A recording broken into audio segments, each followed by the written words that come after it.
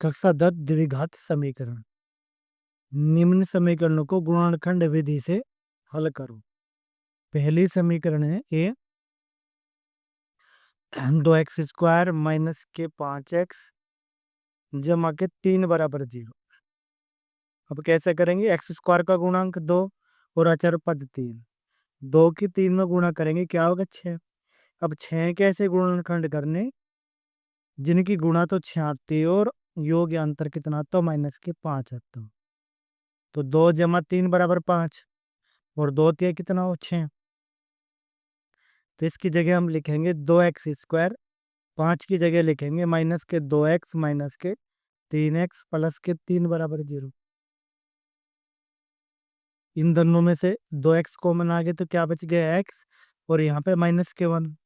इन दोनों में से 1 3 कॉमन आ गए और माइनस कॉमन लिया तो x प्लस का और 1 माइनस का इक्वल टू 0।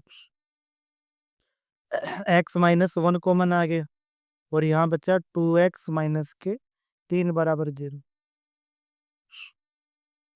यदि x माइनस 1 बराबर 0 तो 1 को उधर ले गया, x बराबर कितना हो गया? 1। और यदि 2x माइनस के 3 बराबर 0 तो 2x माइनस 3 बराबर 0 तो 3 को उधर ले गए, 2x बराबर 3 और x बराबर 3/2।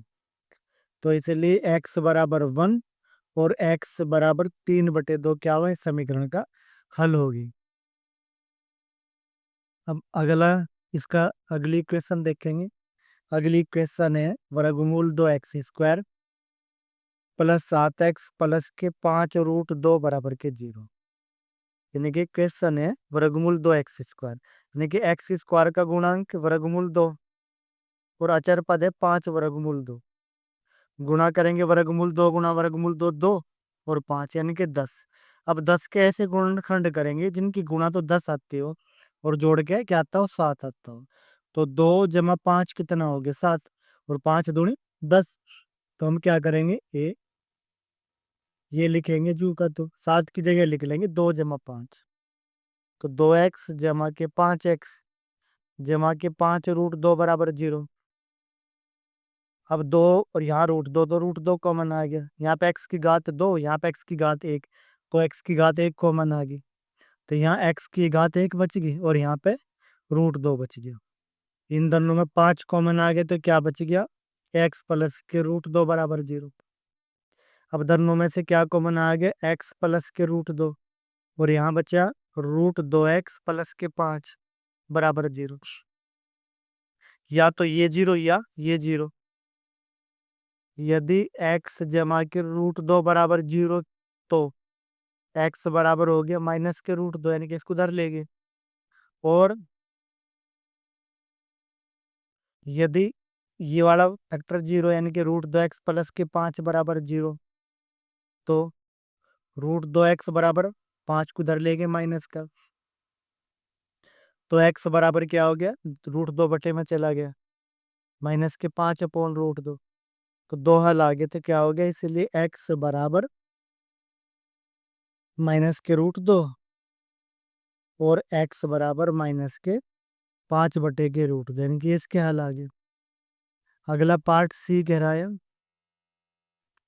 4x² माइनस के 4ax प्लस के a² माइनस के b² बराबर 0। यानी कि यहाँ पे x है, यहाँ पे ax, यहाँ a² है, तो इन तीनों को एक साथ ले लेंगे। इन तीनों को एक साथ ले लेंगे 4x² माइनस के 4ax प्लस के a² और इसको अलग रख लेंगे। अब ये बन गया 2x का वर्ग और ये बन गया a का वर्ग और इसको हम लिख सके 4x को 2 इंटू 2x इंटू के a। इसको ऐसे ही रख लिया b² बराबर 0। अब a² जमा b² माइनस के 2ab तो ये बन गया a माइनस के b का वर्ग। a की जगह 2x और b की जगह a, इसका वर्ग माइनस के b² बराबर के 0। अब हमने पढ़ा होगा a² माइनस b² के फैक्टर, क्या हो, एक बार जोड़ देंगे और एक बार घटा देंगे। तो यहाँ पे क्या करेंगे, इसको ए मानेंगे, इसे बी। तो इसे मैं एक बार तो ये जोड़ देंगे, यानी कि 2x माइनस ए में एक बार बी जोड़ दिया और एक बार 2x माइनस ए में से बी घटा दिया बराबर 0। अब क्या करेंगे, या तो ये फैक्टर 0 या ये 0। यदि 2x माइनस ए प्लस बी बराबर 0 तो 2x बराबर, यानी कि बी इधर ए तो इधर आके प्लस और बी माइनस, और x बराबर क्या होगा, 2 में आ गया, तो a माइनस के b बटे 2। और यदि दूसरा गुणनखंड है 2x माइनस ए माइनस बी बराबर 0, जब ये बराबर 0 तो 2x बराबर हो गया, दोनों इधर आके प्लस हो गए, तो a प्लस के b, तो x बराबर a प्लस के b बटे 2। तो इसलिए x बराबर a प्लस b बटे 2 और a माइनस b बटे 2, ये समीकरण का हल हो।